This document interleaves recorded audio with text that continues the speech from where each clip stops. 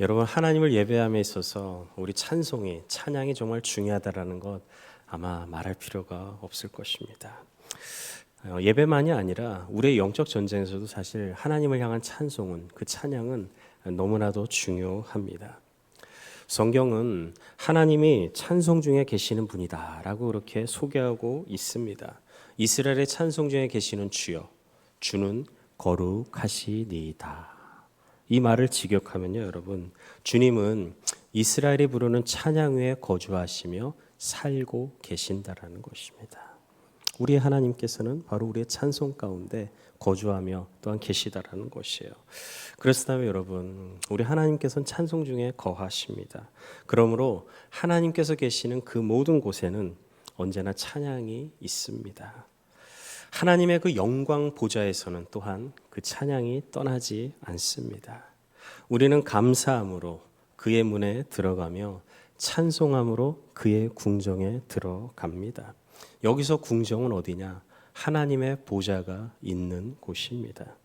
하나님의 보좌가 있는 곳은 여러분 어디겠습니까?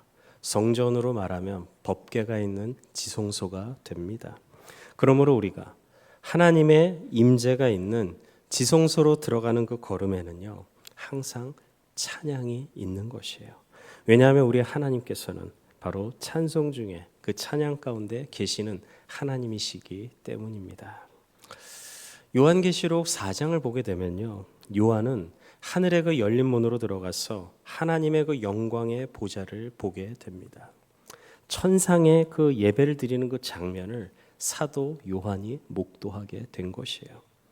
하나님의 그 보좌 위에 누가 있는가? 내 생물이 있었습니다. 그리고 그 하나님의 보좌 좌우에 24장로들이 있었는데 금으로 된 그 승리관을 다 쓰고 앉아 있었다라는 것이에요. 이 생물들과 장로들은 누구냐? 하나님을 찬양하는 모든 피조물, 그리고 구원받은 하나님의 백성을 상징적으로 나타내 주는 것입니다. 할렐루야. 하나님의 구원받은 사람들이라는 것이에요, 여러분. 셀 수 없는 그 흰옷 입은 사람들이 엎드려 보좌에 앉으신 그 하나님을 경배하며 찬양한 것인데, 하나님의 그 보좌에서는요, 찬양이 떠나지 않았다라는 것입니다. 또한 요한계시록 7장 9절에서 12절을 보게 되면요, 각 나라 족속과 백성과 방언에서 수를 헤아릴 수 없는 큰 무리가 나오게 됩니다. 그들은 흰옷을 입고 손에는 종려나무 가지를 들고 보좌 앞에 계신 그 어린 양께 경배하며 찬양합니다. 그 찬양이 무엇이냐? 구원하심이 보좌에 앉으신 우리 하나님 어린 양에게 있도다. 할렐루야. 우리가 찬양의 고백으로 많이 했던 그 구원하심이 보좌에 앉으신 우리 하나님 어린 양에게 있다라는 것. 결국에 하나님 나라에 가게 되면요, 그 하나님 보좌 앞에서 이렇게 우리는 고백하며 또한 찬양하게 될 것입니다. 시편 148편을 보아도요, 하나님 앞에서 모든 피조물은 찬양하라고 그렇게 말씀하고 있습니다. 영적인 존재와 모든 천사와 군대, 그리고 하늘의 해와 달과 별들도 하나님을 찬양해야 합니다. 하늘인 그 하늘의 우주도, 하늘 위에 있는 그 물들, 곧 구름도 하나님을 찬양하라는 것입니다. 땅과 바다와 불과 우박, 눈과 안개, 산들과 작은 산들과 그 짐승과 또한 모든 가축, 기는 것과 나는 그 모든 것까지 모두 다 하나님을 찬양해야 한다라고 그렇게 고백하고 있는 것이죠. 그뿐 아니라 모든 사람에게 하나님을 찬양하라고 하는데, 시편 150편 6절 말씀 우리 함께 읽겠습니다. 호흡이 있는 자마다 여호와를 찬양할지어다. 할렐루야. 아멘. 호흡이 있는 우리가 하나님을 찬양해야 합니다. 그러므로 하나님이 지으신 모든 만물, 모든 피조물은 생물이든 무생물이든 또한 영적인 존재이든 모두가 다 하나님을 찬양해야 합니다. 왜 그렇겠습니까? 모든 피조물들은 하나님을 찬양하도록 지음받았기 때문입니다. 지음받았기 때문이에요. 여러분, 하나님께서 우리를 왜 지으셨겠습니까? 하나님의 형상대로 여러분 왜 우리를 지으셨겠습니까? 그 답이 이사야 43장 21절에 나옵니다. 함께 읽겠습니다. 이 백성은 내가 나를 위하여 지었나니 나를 찬송하게 하려 함이라. 아멘. 하나님을 찬송하기 위해서 우리가 그렇게 지음받은 것입니다. 할렐루야. 하나님을 찬양하기 위해서. 하나님께서 우리를 구원하신 목적도 하나님을 찬양하도록 하기 위함이다라는 것입니다. 하나님께서 우리 가운데 베풀어 주신 그 하늘에 속한 신령한 복은 하나님께서 나를 택하시고 부르셔서 하나님의 자녀가 되게 하신 그 구원을 말하고 있습니다. 그런데 왜 하나님께서는 나에게 그런 신령한 복을 허락하셨느냐는 것이에요. 왜 하나님이 신령한 복을 허락하셨을까요? 우리에게 거저 주시는 바 그의 은혜의 영광을 찬송하기 위해서입니다. 아멘. 그의 그 은혜의 영광을 찬송하기 위해서. 하나님이 우리를 은혜로 구원하신 그 목적도 은혜의 영광을 찬송하도록 하기 위함이라는 것입니다. 따라서 이 땅의 모든 피조물도 하나님을 찬양하도록 그렇게 지음받은 것이며 하나님께서 우리를 지으신 그 목적도 결국에 하나님을 찬양하기 위함이다라는 것입니다. 그러므로 여러분, 하나님의 형상대로 지음받고 구원받은 우리는 더더욱 찬송 중에 계시는 그 하나님을 우리가 찬양해야 될 줄로 믿습니다. 유다의 여호사밧 왕 때 모압과 암몬 그리고 마온 이 세 나라가 연합해서 남유다를 공격하게 됩니다. 그때 왕인 여호사밧은 뭐 할 수 있는 게 없었어요. 그래서 주님만을 그 하나님만을 바라보고 있었습니다. 여호사밧 왕과 온 백성들이 예루살렘 그 성전에 모여서 함께 근심하며 기도하고 있었습니다. 그때 여호와의 영이 누구에게 임했는가? 레위 사람이었던 야하시엘에게 임하게 됩니다. 그리고 하나님의 그 영이 임했던 그 야하시엘은요, 이제 회중들에게 하나님의 말씀을 선포하기 시작했습니다. 이 전쟁은 하나님께 속한 전쟁이었고 하나님께서 함께 하시기 때문에 두려워하거나 놀라지 말라. 그것을 선포했던 것입니다. 그리고 내일 아침 적들을 향해서 달려 나가라는 그 말씀을 야하시엘이 그렇게 전했던 것입니다. 오늘 본문은 실제로 이스라엘 백성들이 어떻게 그 하나님의 말씀에 순종하며 나아갔는지, 그리고 순종하며 나아갔을 때 어떠한 일이 일어났는지를 너무나도 아름답게 전해주고 있다라는 것입니다. 여호사밧은 적진을 향하여 나아가기에 앞서 무엇을 했는가? 백성들과 의논을 하게 된 것입니다. 여호사밧은 한 나라의 왕이었어요. 왕은 어떻습니까? 자신이 명령한 대로 백성들을 따라오게 할 수 있었어요. 하지만 왕으로서 여호사밧은 그렇게 하지 않았다라는 것이에요. 먼저 백성들과 의논했던 것입니다. 중요한 것은 무엇이었느냐? 무엇을 의논했냐라는 것이에요. 내용이 중요하지 않겠습니까? 무엇을 의논했는가? 저들은 어떻게 그 하나님의 말씀에 순종해야 되는지 그것을 의논하기 원했던 것입니다. 여호사밧과 이스라엘 백성들에게는 이미 전쟁을 하기 위해서 그 다음날 아침 드고와 들로 나가야 했습니다. 전쟁을 하러 나갈 것인지 그렇게 하지 않을 것인지 아니면 전쟁을 더 준비를 잘해야 되는지 그것을 논의한 게 아니었어요, 여러분. 그것을 논의한 게 아니라 다른 부분을 논의한 것입니다. 적진을 향해 나가는 것과 그리고 그 시기, 이미 하나님께서는 명령하신 그 말씀으로 모든 것이 다 정해져 있었습니다. 그리고 하나님께서는 분명히 말씀하시죠. 너희는 두려워하거나 놀라지 말고 그들을 위해서 내일 맞서 나가라라고 말씀하셨습니다. 내일 그들을 향해 적진을 향해 나아가라는 것, 이것은 이미 정해진 하나님의 뜻이었다라는 것이에요. 하나님의 뜻이었어요. 그러므로 이미 정해진 그 하나님의 뜻을 가지고 여러분 그것에 대해서 의논하는 것, 그것이 아닙니다.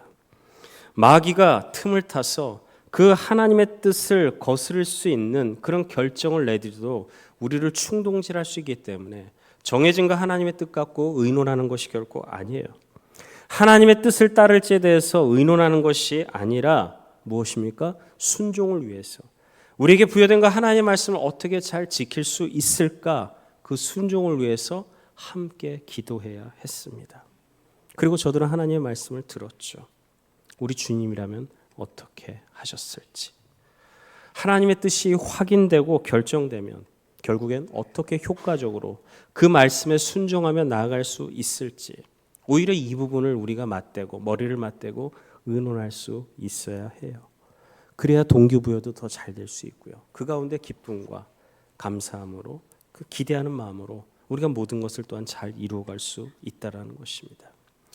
여호사밧은요, 적진을 향해 나아가게 앞서서 백성들과 더불어 의논을 했습니다. 하나님의 말씀을 따라서 두려워하지 말고 어떻게 나아갈 것인가, 어떤 찬양을 부르며 나아갈 것인가, 이거에 대해서 의논했던 것이에요. 이미 적진을 향해 나아가는 것은 정해진 하나님의 뜻이었습니다. 그것에 대해서 타협하지는 않았던 것입니다. 다만 어떻게 더 적극적으로 그 말씀을 순종하며 실천할 것인가, 어떠한 방법으로 나아갈 것인가, 그 부분을 서로 논했던 것이에요. 여러분, 여호사밧이 하나님의 뜻을 이루기 위해서 더불어 의논했던 것처럼 우리 가정에서도, 여러분 우리 공동체에서도 이런 의논이 필요하지 않겠습니까? 예컨대 우리는 이런 것도 있을 수 있죠. 우리가 어떻게 하면 더 하나님께 기쁨이 되고 또한 하나님 더 기쁘시게 할 수 있는 그런 예배를 드릴 수 있을까? 우리 가족 구성원이 어떻게 하면 더 하나님을 정말로 진실된 마음으로 그렇게 예배할 수 있을까? 하나님의 말씀이 내 마음과 내 삶 가운데 임하고 있는데 내가 어떻게 그 하나님의 뜻 앞에 순복하며 순종하는 삶을 살 수 있을까? 이런 부분을 여러분 우리가 논한다라면 얼마나 복되고 얼마나 좋겠습니까? 예배는 여러분 하나님의 뜻입니다. 아멘. 예배는 하나님의 뜻이에요. 어떻게 해야 우리가 하나님께서 기뻐하실 만한 참된 예배를 드릴 수 있을지 서로 우리가 또한 나눌 필요가 있다면 충분히 그 안에서 나눠야 합니다. 오늘 우리의 가정과 이 공동체 안에서 주님의 말씀에 순종하기 위한 그런 논의가 필요하다. 그러면 그 논의를 하면서 더 그 논의가 더 풍성해질 수 있도록 우리는 서로 그 마음을 헤아릴 수 있어야 한다는 것입니다. 하나님의 뜻을 받아들여서 더 순종하기 위해 우리는 함께 기도하고 그리고 또한 함께 더 효과적인 그 순종을 위해서 우리가 의논할 수 있어야 한다는 것이죠. 여호사밧이 백성들과 함께 의논하면서 내린 결정이 무엇인가? 21절입니다. 함께 읽겠습니다. 백성과 더불어 의논하고 노래하는 자들을 택하여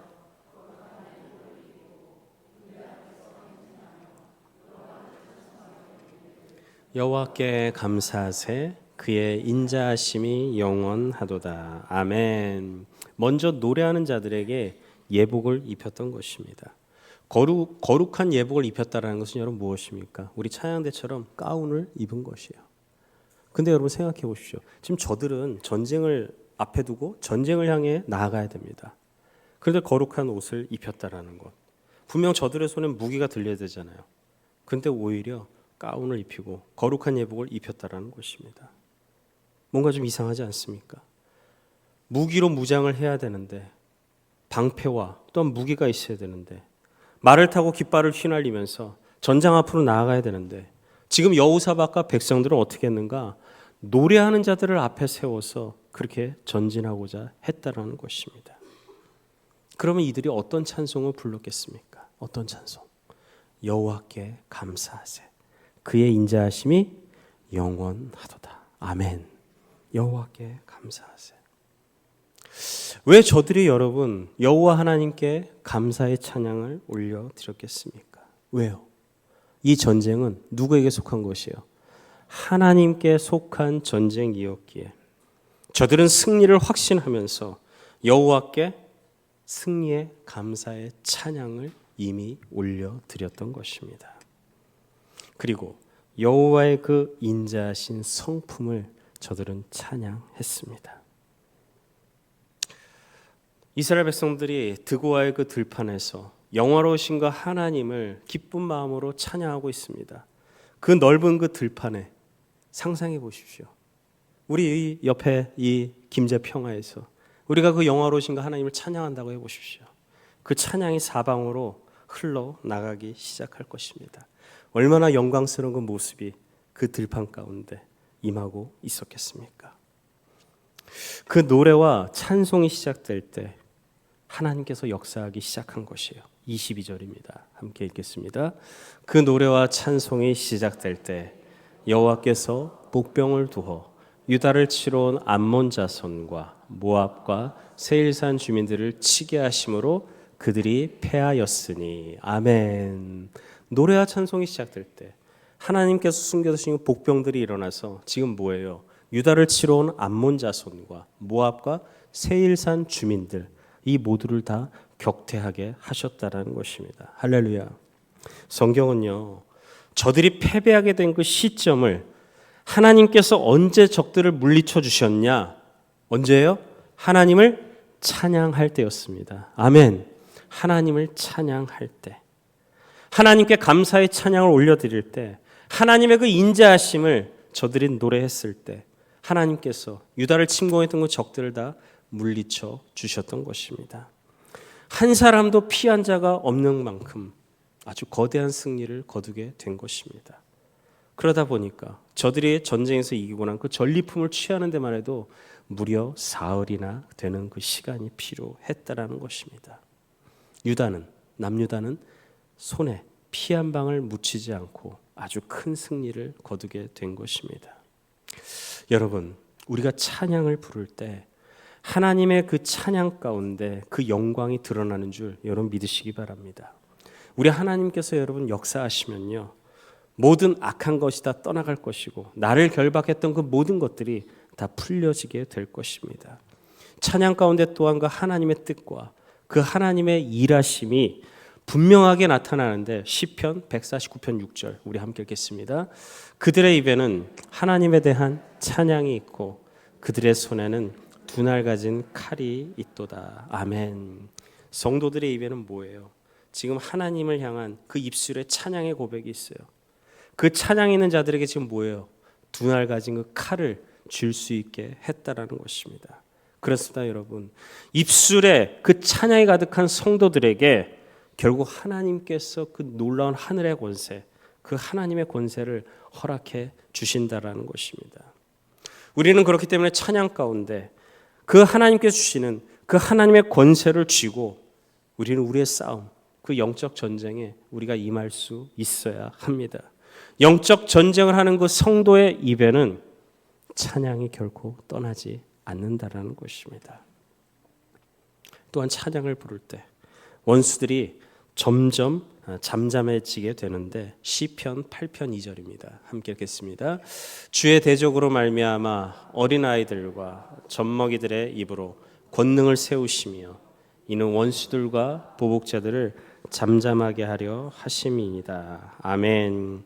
왜 찬양을 하면 여러분 원수 마귀가 잠잠해지게 되겠습니까?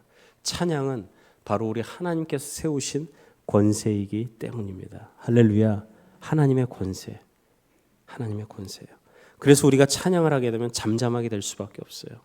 잠잠하게 된다는 이 말이 히브리어 원어로 샤바트라는 단어인데 실패하게 만들다, 고요하다, 무시하다, 빼앗다라는 그 의미가 담겨 있습니다.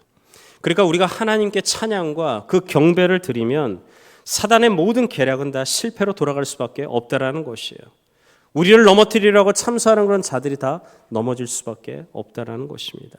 그래서 우리는 찬양하는 가운데 하나님이 주실 그 참된 평안과 그 기쁨을 진정 누리지만 하나님께서는 그 찬양 속에서 원수와 그 보복자들을 다 잠잠케 하신다라는 것입니다.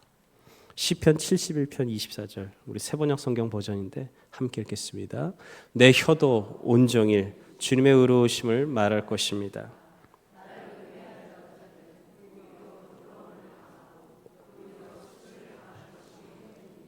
아멘. 여러분, 우리의 입술에서 하나님을 향한 찬양이 떠나지 않으면 어떻게 된다라는 것이에요. 나를 넘어뜨리려고 했던 그 자들, 그런 자들이 수치스러움과 부끄러움을 당하게 된다라는 것입니다. 그러므로 여러분, 우리에게는요, 하나님의 사람인 우리에게는 항상 그 입술에 찬양이 떠나지 않도록 해야 합니다. 할렐루야. 찬양이 떠나지 않아야 돼요. 설거지를 하면서도 찬양이 나야 되고 운전을 하면서도 주를 향한 찬양의 고백이 나와야 합니다. 하나님을 행여나 찬양할 수 없다 할지라도 그런 상황이 주어지지 않는다 할지라도 내 마음 깊은 곳에서 작은 읍수, 작은 소리로라도 읊조리며 주를 향한 그 찬양의 고백이 우리 가운데 나와야 합니다. 여러분, 최고의 영적 전쟁은 바로 찬양입니다. 최고의 영적 전쟁은 찬양이에요. 찬양이 사라지면요, 우리는 영적으로 힘을 잃을 수밖에 없습니다. 여호사밧과 유다 역시 하나님을 찬양함으로써 완전한 승리를 거둘 수 있었습니다. 찬송 가운데 하나님께서 임재하시면 결국 어둠이 물러가고 그곳 가운데 빛이 임하기 시작합니다. 치유가 임하게 될 것이고 내 안에 있었던 그 미움이 다 사라지게 될 것이에요. 왜요? 찬양 가운데 우리 하나님의 은혜가 폭포수와 같이 내 마음을 적셔 주기 때문입니다. 전능하신 그 하나님께서 찬송 가운데 거하심으로써 또한 우리는 모든 영적인 전쟁에서 승리할 수 있습니다. 왜요? 하나님이 찬양하는 가운데 나와 함께 계시기 때문입니다. 그래서 사도 바울은요, 하나님의 나라를 이렇게 설명하는데 로마서 14장 17절 우리 함께 읽겠습니다. 하나님의 나라는 먹는 것과 마시는 것이 아니요 오직 성령 안에 있는 의와 평강과 희락이라. 아멘. 우리가 장차 죽어서 갈 하나님 나라 분명히 있을 것이에요. 그렇지만 여러분, 우리는요, 이 땅에서 그 하나님 나라를 충분히 누릴 수 있어야 합니다. 그래서 새 번역성을 이렇게 번역했습니다. 한번 다시 읽겠습니다. 하나님의 나라는 먹는 일과 마시는 일이 아니라 성령 안에서 누리는 의와 평화와 기쁨입니다. 아멘. 먹는 것과 마시는 것, 내가 누리는 것에 있는 것이 아니에요. 성령 하나님께서 나에게 주시는 그 의와 평강과 그 기쁨, 그것을 우리가 매 순간 날마다 느끼느냐, 그러면 이미 우리는요, 그 하나님 나라를 경험하는 자의 그런 삶일 것입니다. 하나님께서 사랑하시는 여러분, 우리가 오늘 나의 삶의 왕 되신 그 하나님을 찬양한다라면 그 왕이신 하나님께서 지금 이 자리를, 우리의 모든 삶의 자리를 통치하고 다스림으로써 우리 가운데 하나님 나라를 충분히 더 누리게 하실 줄 믿습니다. 우리는 지금 그 하나님의 나라를 여러분 얼마나 누리고 있습니까? 왕 되신 그 주님의 통치하심으로 성령 안에서 진정 의와 그 평강과 그 기쁨과 그 희락을 여러분 어느 정도 누리고 있습니까? 내 삶 가운데 한숨만 나옵니까? 내 삶 가운데 찬양만 나옵니까? 찬양이 회복되면 우리의 삶이 한숨이 아니라 주님의 그 은혜가 우리의 삶을 아름답게 비춰줄 것입니다. 그런데 여러분, 그 하나님 나라는요, 결코 저절로 이루어지지 않습니다. 믿음의 그 선포와 영적인 생활을 통해서 이루어지는 것이에요. 하나님께서 일찍이 가나안 땅을 이스라엘 백성들에게 약속하셨습니다. 그런데 여러분, 그 가나안 땅이 이스라엘 백성들에게 거저 줬습니까? 그렇지 않았습니다. 40년 동안 광야 생활을 했고 그 가운데 출애굽 1세대는 다 모두가 다 죽었습니다. 여호수아와 갈렙만 빼고. 그리고 저들은 그 땅을 정복해 나가야 했습니다. 하나님께서 예비하셨지만 저들은 전쟁을 통해서 그 땅을 정복해 나가야 했어요. 우리의 믿음 생활도 여러분 마찬가지라는 것이에요.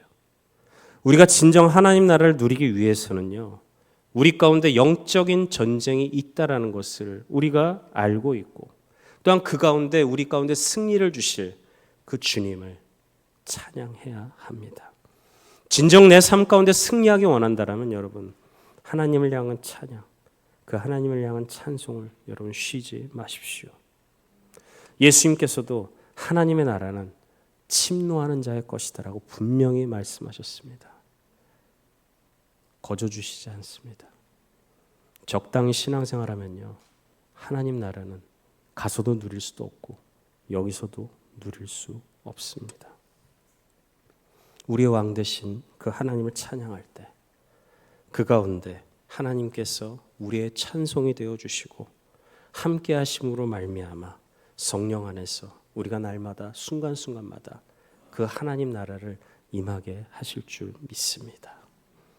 그 하나님 베푸시는 그 하나님 나라를 매 순간 경험하며 우리의 찬송 되신 그 하나님을 존귀한 입술로 찬양으로 영광 돌리며 그 삶을 더욱더 아름답게 살아가신 그런 귀한 은혜가 저 여러분의 삶 가운데 임하길 주님의 이름으로 축원합니다.